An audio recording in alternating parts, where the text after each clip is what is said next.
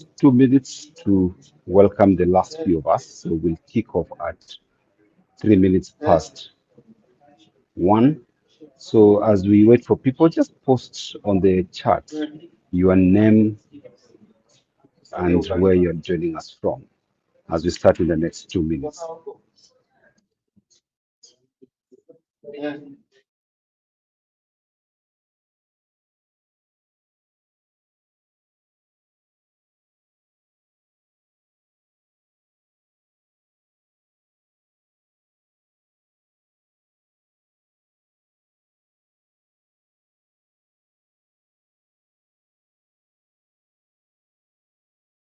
Again, my name is Collins Wanyonyi.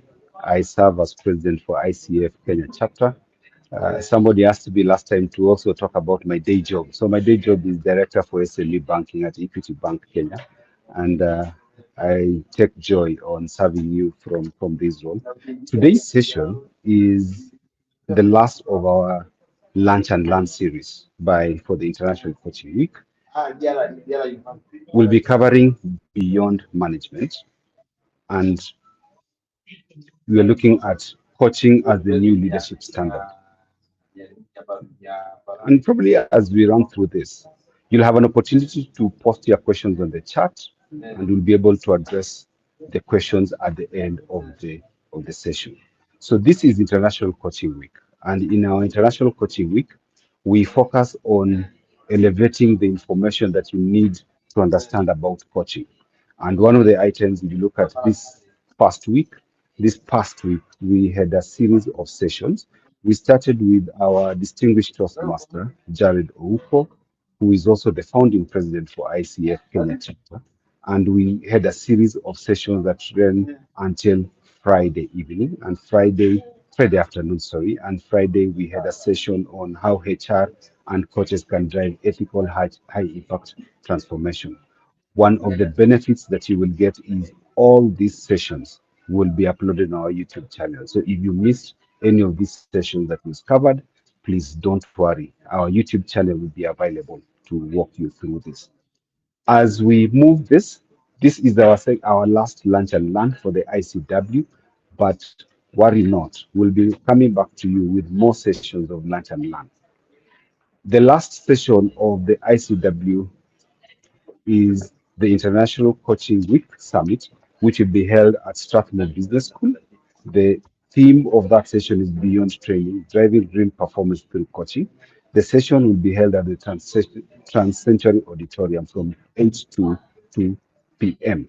On Wednesday this week. So take some time, step into Strathmore University. But just before we begin, today's session we are hosting the acting chief executive and head of personal and business banking, uh, personal and private banking for Stanbic Bank Kenya, Mr. Abraham Ongenge. He's the senior executive of this Standard Bank Group with leadership experience. He's a certified public accountant for Kenya. He's a certified public accountant in Uganda. He's a member of the Institute of Certified Public Accountants of Kenya, ISPAC. He's certified in digital strategies for business from Columbia Business School. He's an advanced management program alumnus from Strathmore Business School and IESE Business School, Spain. He has deep expertise in finance leadership, strategic growth, and organizational transformation. And he's passionate about innovation, leadership excellence, and driving information in the financial sector. So join me in welcoming Abraham to just lead us through the experience of coaching from a Stanbic Bank perspective. Over to you, Abraham. And as Abraham comes, if you have any questions, please post on the chat. We should be able to address them at the end of the session. Thank you. Abraham, the space is yours. Thank you, Collins, and thank you all for joining on this lunch hour session. I do know some of you are probably grabbing something, but for those who are joining us out of Nairobi, out of Kenya, welcome to this session. Now, just before I start, I would like us to try and reflect on on something that I think is probably common in most of us who've had careers. The one thing I would want you to reflect on is, when was the first time you met your prospective boss, your prospective leader? Most of that time, I would suspect, will be during the interview session that you had with your prospective leader or your prospective employer, for those of you who have chosen the professional career path. And I would want to reflect on my own conversation at the time. The $1 million question that was always asked during that period was, what would you like to do in the next five years? And I would want to just kind of pause for you to reflect. What was your answer then?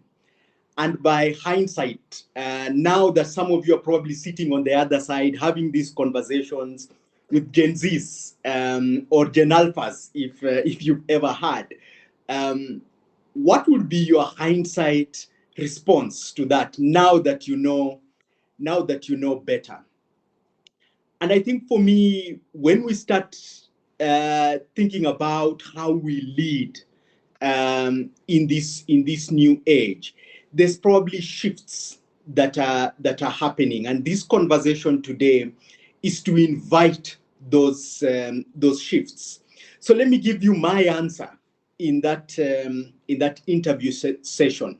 My answer in that interview session was that, sir, madam, I would like to be sitting at your desk in the next 5 years.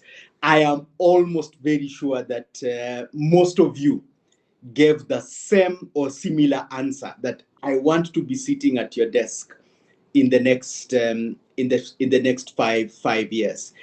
And I think if I reflect on the theme around inspire, thrive, and inspire, transform, and thrive, I actually think those three words need to coexist.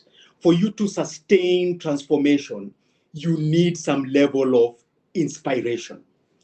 And for that, you cannot thrive without both transformation and also inspiration. So just by way of introduction, I am Abraham Ongenge. I do lead the Stanbic Bank Kenya, currently as the acting chief executive, but my day job is I look after personal and private banking for Stanbic Bank Kenya. It's a pleasure to attend this chat today and this series today and share my own insights, appreciating that we are all in a journey and we are still into trying to build and transform leadership through coaching. So I'll continue on with my story and kind of give an aspect around when was my first coaching experience. I probably did not realize that this was a coaching conversation.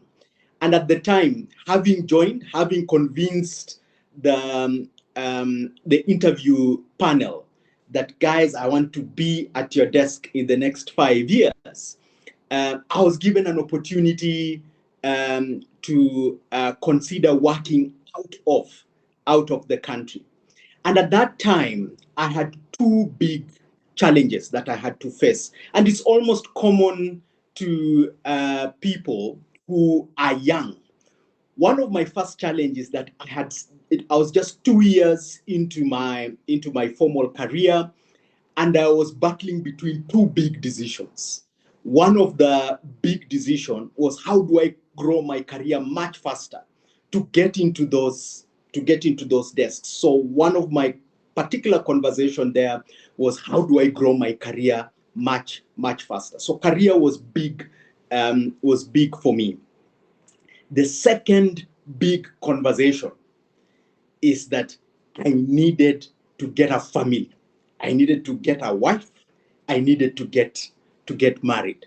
Colleagues, that was an important conversation for me.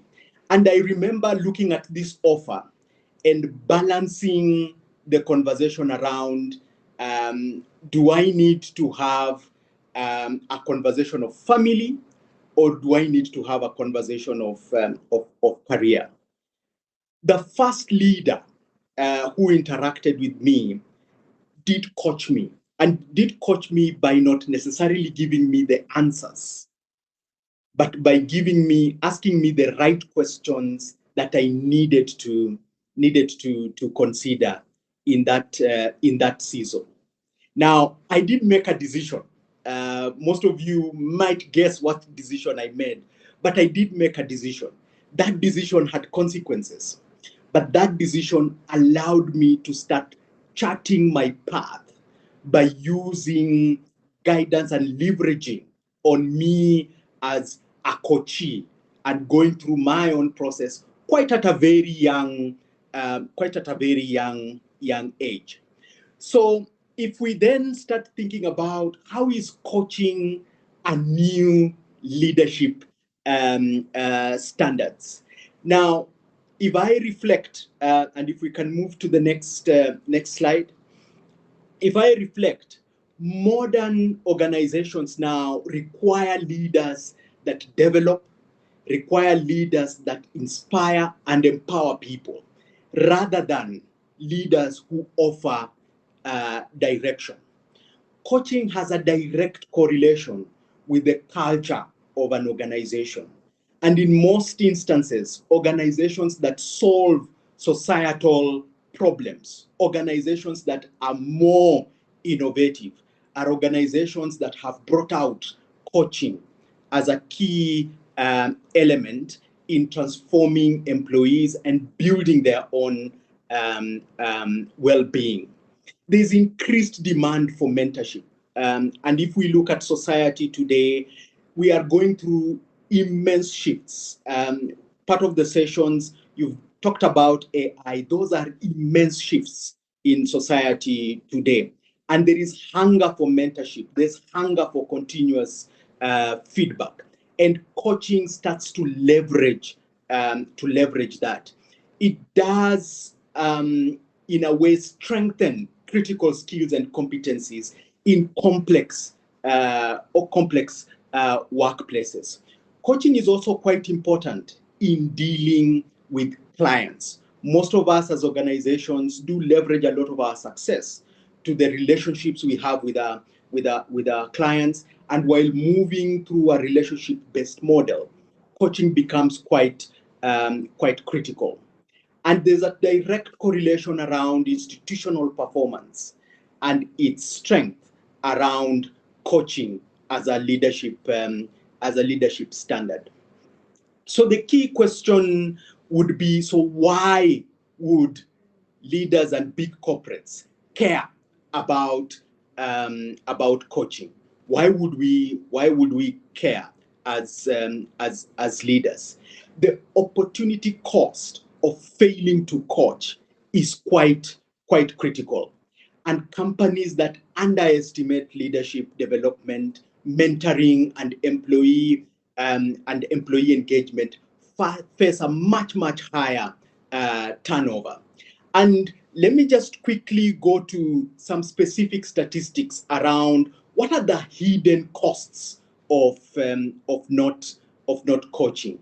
One is employee turnover. And we have seen that in most organizations, it actually costs you more. And most of you have had these experiences. It actually costs you more to replace for people who are not feeling engaged, for people who are seeking better leadership.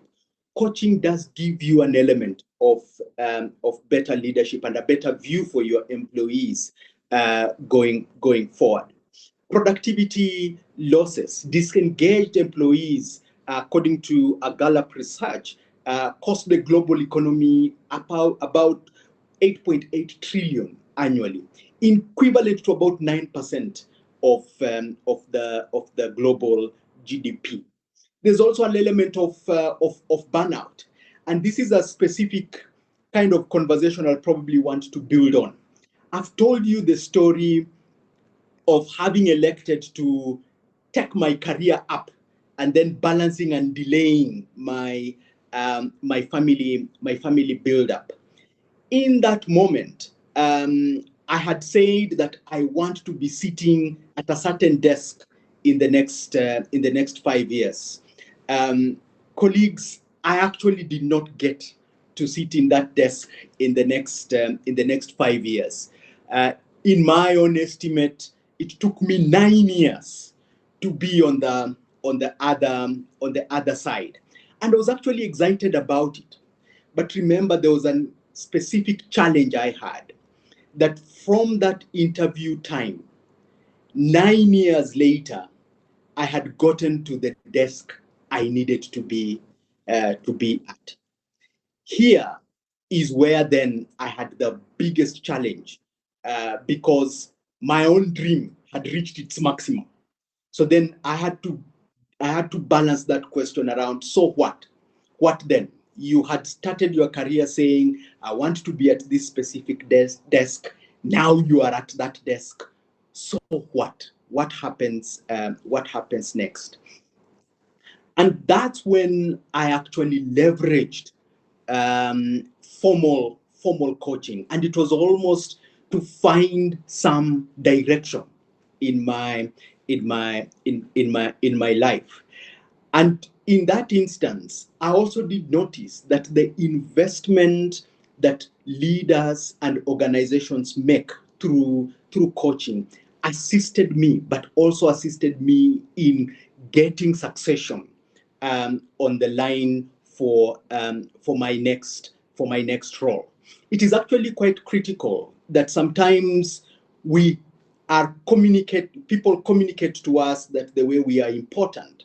But part of the hidden conversation is, have you built the right level of succession? Have you coached enough to allow people who are ready to take over and lead? So that element of leadership pipeline weakness is something that gets resolved, and it's a huge cost whenever we don't invest in coaches and coaching as a strategic competitive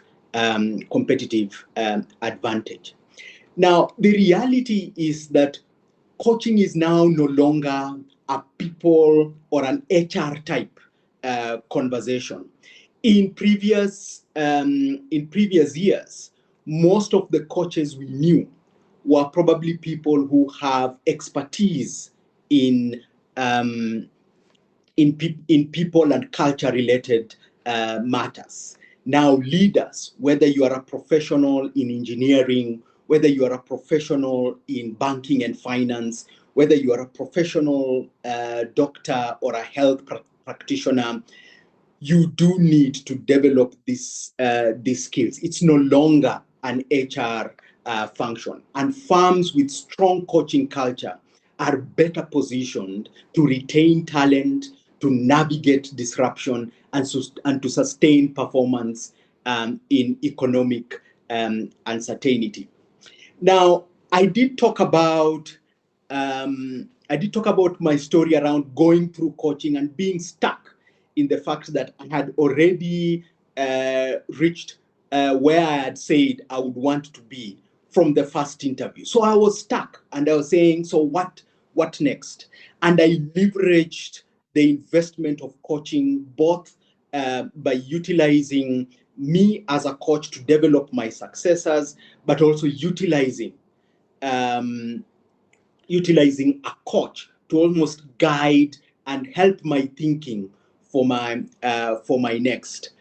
Colleagues, this question that you see on your slides is a very critical question, and it's, why would we still invest in coaching in a market where competitors poach your best talent to avoid the cost of coaching, mentorship, and training? I'll give you my own experience. In going through the coaching journey in that season, I did make a decision to exit the organization. So this is a real question around, by investing in coaching, you're also allowing your employees and your colleagues to find the better fit for their next. So the question is, why would we invest in that in such a competitive market and for high-performing colleagues that we have within our organization?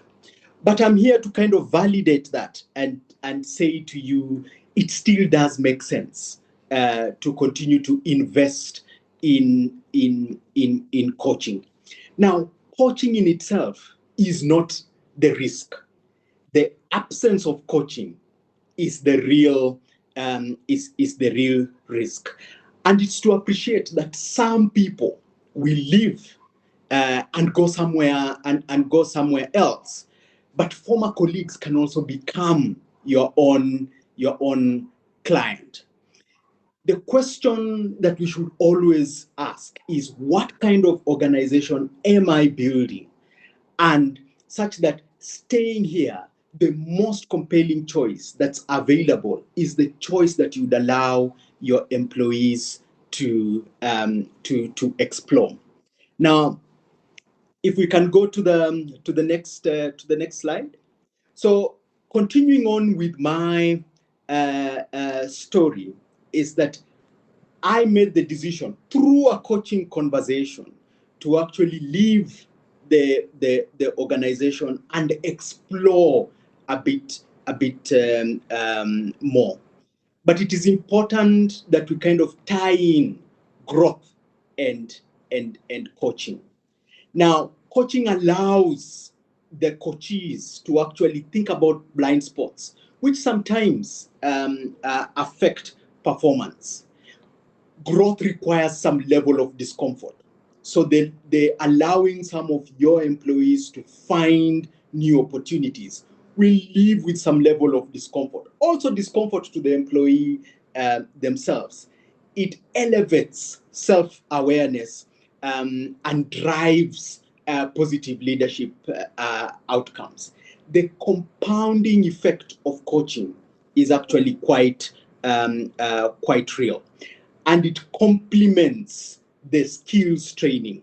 You may have people who are competent, but some of the other softer issues, empathy, communication, problem solving, are what coaching then elevates. Some of the things that you may not necessarily get in a classroom or a reading type of skills training.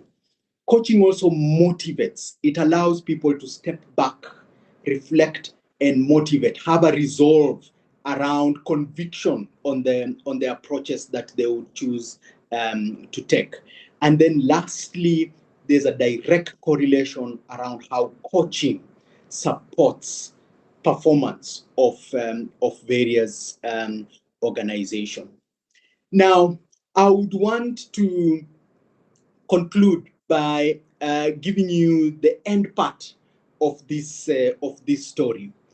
I still came back to the organization I am now serving, and there are specific things that kind of drove me back. One is that it allowed me to explore new opportunities from where I had got stuck. But it not only did that, it provided me with the tools to learn and thrive. One of that tool is the tool of coaching. So I want to conclude by leaving you with something very, very simple. And that is, every leader in this call has a choice to make. You can walk into a conversation with a colleague or anyone who reports to you with a focused outcome and clear direction. You can make that choice that I'm going to walk into a conversation today with a clear outcome, instructions, and direction.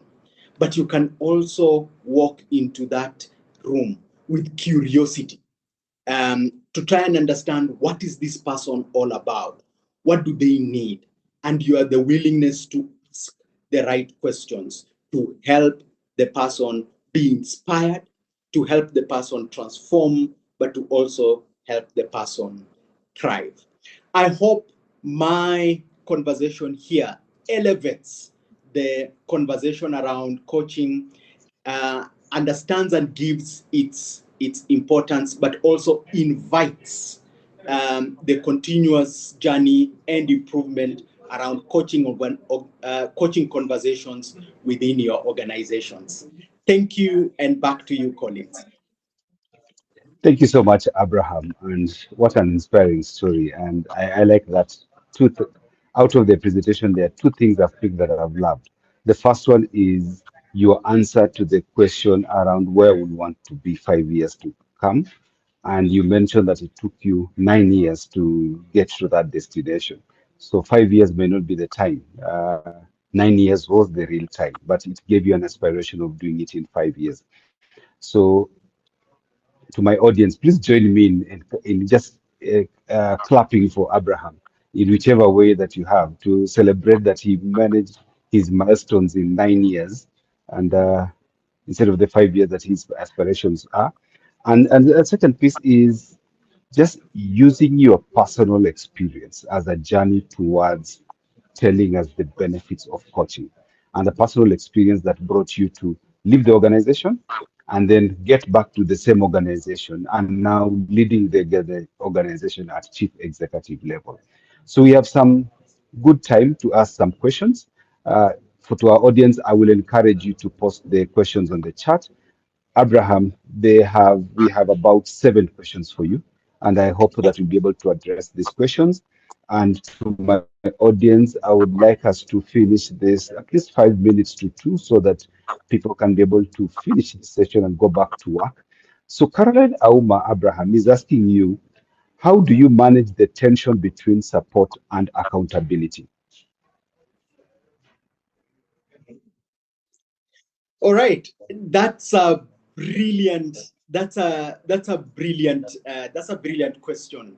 So the experience I've had around accountability and support is that as leaders, the clarity of vision becomes quite important in ensuring that the pockets of accountability, so almost saying, this is my responsibility and my support promise to you, and this is your responsibility and support promise to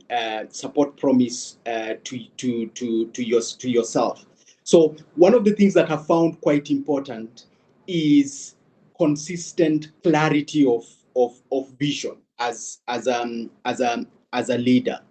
Now, the second piece is understanding the competencies of your team. Part of the tension points that I've seen is that sometimes delegation fails when we do not match it with competency. And it is important as leaders through coaching conversations that we are able to identify areas of support because of competency and also select the right level of support in areas where we do need to uplift competency. So the second thing for me is after clarity is testing for competency. Where there's competency, then coaching allows that you dial down the support to allow the leverage of competency. And whenever there is clarity, then it also allows proper vision around responsibilities between both you as a leader and your colleague. Thanks. Sam, I read a question. There are a series of questions from Caroline Nauma, so I'll bring you the next question. Is how do you manage the tension between coaching and making difficult calls? It is it is very critical, and for me, I would probably say sometimes it's situational. I have to admit that in spaces where there is some level of urgency, there is some level of trade-offs that would need to be made. Sometimes, as leaders, you are called to provide direction, especially in areas where you are leveraging on your mandate and you're also leveraging on some form of experience. I reflect on 2020 and 2021, where most of us in our own organizations and in our own environments were facing some critical situations called COVID. And at that time, even when you are a leader and you are leading, you truly could not say you have experience. Nobody had the experience of leading in the season of COVID. That's one element where you elevate coaching, because you are leveraging on diverse skills, but you're also allowing the right questions to be asked so that the right decisions are made. In some of those instances, we had to take some calls, which then allowed us to take those calls largely because we have the mandate and not necessarily we knew any better. So it's situational, I would say, Collins.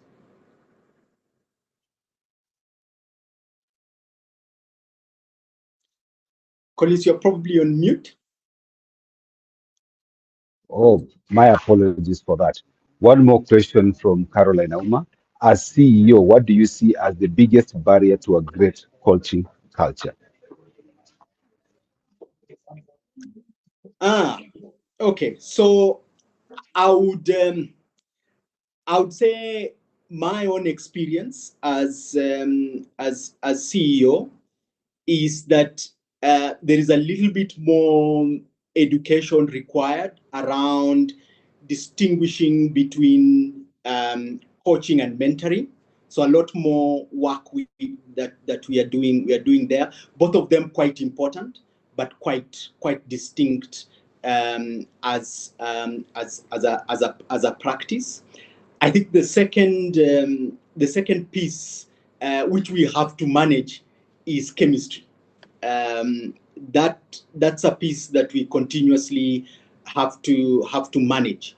The way we are addressing this is investing more in getting more certified coaches within our own teams, because it allows the diversity. Long time ago, we used to have very few and we had to outsource in some cases.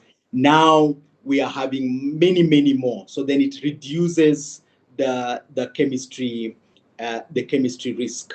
I wouldn't call investment in the training process as a challenge. I actually do think it's a good cost for any organization.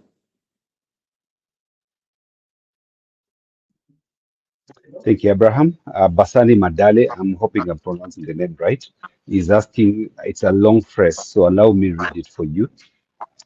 What is your perspective around an organization's leaders' buy-in plus their role for embedding coaching in the organization and drive success thereof? Allow me repeat. What is your perspective around an organization's leaders' buy-in plus their role for embedding coaching in the organization and drive success thereof? Quite critical, quite critical. And I think part of my own experience, having been a beneficiary of coaching sessions, makes it quite easy for me to kind of buy in. I think there is also a challenge to those of us who have seen the benefit to actually practice coaching. And I think sometimes in the busy schedules we have, we almost forget that the coaching process is actually something that you can practice in every situation, whether it's in your meetings, in your one-on-one meetings, whether it's with your colleagues, whether it's when you are actually thinking about team coaching as an example. It is important that for us who are the beneficiaries of that, that we kind of tie that back in. I think the next big challenge is measuring the return.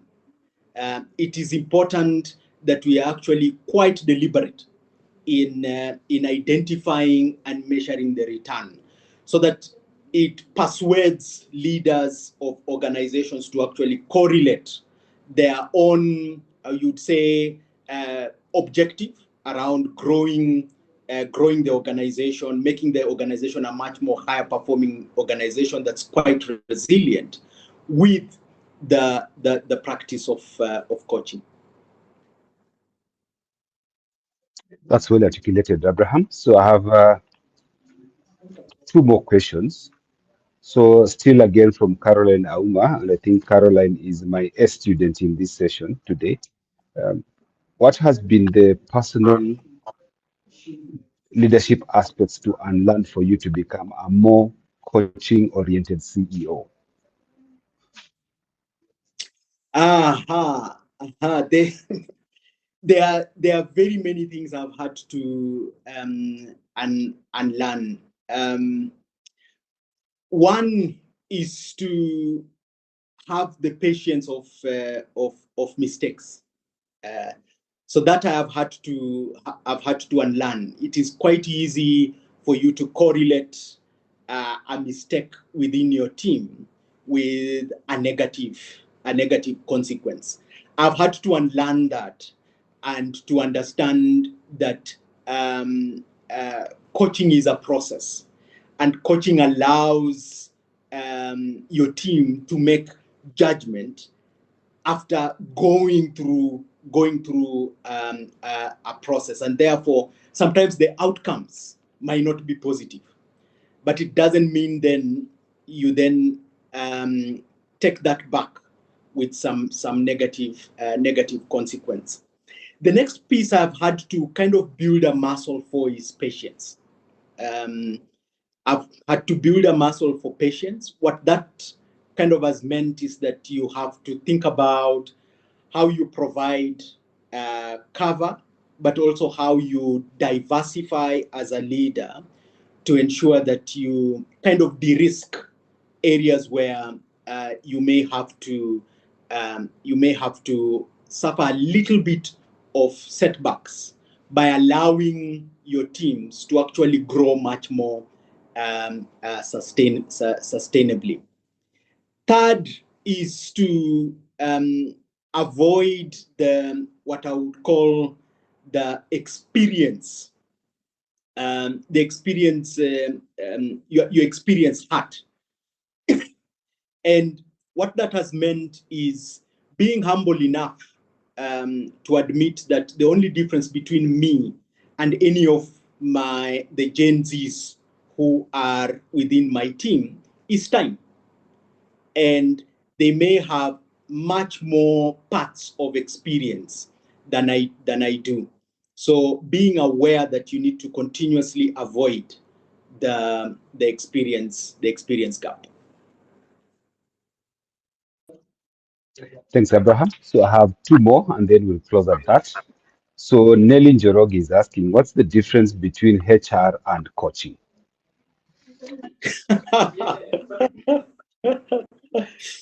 So this, I'm not technically experienced in HR and coaching. This is how I would experience the two.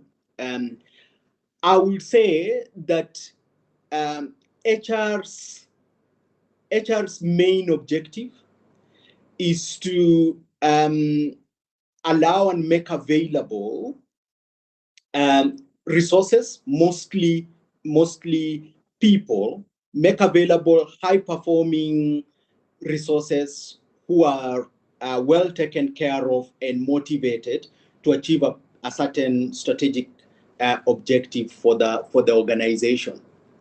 I actually think coaching transcends the HR objective, and coaching for me allows the organization to invite a fully all-in employee within the organization, both in terms of their own well-being, in terms of their ability to navigate through opportunities and challenges, but also resilient enough for any innovation or disruption. So I think, in my view, coaching transcends the organization. HR is probably limited to the strategic objectives of the organization. Look, don't use this if you're sitting for exams. You'll probably fail. This is my own experience of the two practices. Thank you, Abraham. So there's one last one. This will probably be very personal, so I know you will be smart enough to answer it. So, how, as CEO, do you actually reward leaders that are excelled as coaches, and how do you know which of your leaders are best coaches? This is a question from Caroline Auma. So I will probably let you into how we reward. Allow me not to share too much, but our philosophy for reward has two parts, and we take those two parts in equal measure. We ask two questions when we think about performance for leaders. The first question that we ask is almost the objective one. How did you perform? So what did you deliver in the current year? And the second question is, how did you deliver it? So we ask those two questions. I ask those two questions of my leaders every time. What did you deliver? Which is really scientific, but how did you deliver? Which is a completely different question, and it's a much more what I would call softer conversation. In the sub of that, there are various questions that we then evidence. One is elements around: have you built successors within your team, which requires you to do a little bit of coaching and sometimes mentorship. Secondly, have you delegated effectively? So instances where you have actually delivered through people, and how have you guided that? And then third, how have you developed your team from a coaching perspective? So for most of our leaders, especially for the leaders who report into me, once one level down, for those leaders, we do require specific journeys around coaching. Then I would hold my leaders accountable to that process. That's how I would think about it, Collins. Thank you, Abraham. I like the way you've navigated this last question. It's, as I said, it was quite a bit of personal. So thank you so much, Abraham. I can't see any other question. I see we have 15 minutes to the end of the time. There being no other question, I'll probably ask Abraham for your closing remarks as we come towards the end of the session. All right. Yeah. Thank you. First of all, thank you for giving me an opportunity to share with you, colleagues. Please feel free to reach out should you want to invite any other perspectives that you may have. Just a little bit of reflection around my own journey. I have been exposed a lot to different coaches, and right now in my season as a leader, one of the things that I'm finding quite effective is the area around team coaching. And I did see that team coaching was one of the topics on the lunch session. I think in getting into the next path of any growth journey of an organization, team coaching now becomes a little bit more important. And the journey here is to get our teams to then start doing self-coaching. Quite an important journey for me, and looking forward to that. Now, transitioning from coaching, the one-on-one coaching, into team coaching for your teams is probably something that I would encourage most of you colleagues to kind of explore. I wish you an afternoon or a day of your choice. I think that's the best coaching way to do it. I do not want to instruct that you have a good day. Just have a day of your choice. Back to you, Collins. Thank you so much, Abraham. Just to summarize some of the nuggets that I've personally picked from your conversation, I'll start with the first one. There's need to be consistent and clarity in terms of how you're engaging. I also picked that you have to understand the competency around the organization. The next piece, which I'll puff it into one blanket, is delegation failure starts when not managed with competency. When you don't match knowledge with competency, you also then gave us what you call chemistry. And you know, chemistry can't be explained. It's just how the two of you interact. But what also struck out for me was, how did you deliver and what did you deliver from a leadership perspective? Probably the best closing spot for us. Ladies and gentlemen, this was our last session of Lunch and Learn for ICW, but we'll be coming back with a further engagement on this. So, Abraham, thank you so much for being our guest today. And I'll probably add that Stanbic Bank is one of those organizations that was highlighted as embracing coaching within the engagement of leadership. And that is why we invited you actively to talk to our members around leadership and coaching. Unless there's anything else that I'll ask somebody to come on chat quickly. If we think you've missed something from you, I'll want to wrap it that and say Asante Sana. Have a good day. Thank you.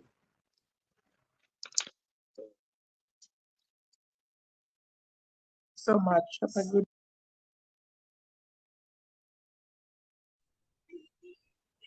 Thank you, Collins. Bye now. Thank you. Goodbye. Thank you. Bye.